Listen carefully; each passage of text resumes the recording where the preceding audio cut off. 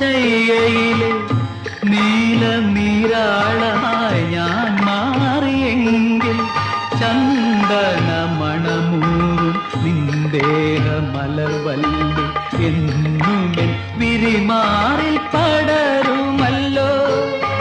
നിന്മണിയറയിലെ നിർമ്മല ശയ്യയിലെ നീലനീരാളമായി ഞാൻ മാറിയെങ്കിൽ ചന്ദന മണമൂറും നിന്ദേഹ മലർവല്ലി എന്നുമേ വിരിമാറിൽ പടരുമല്ലോ.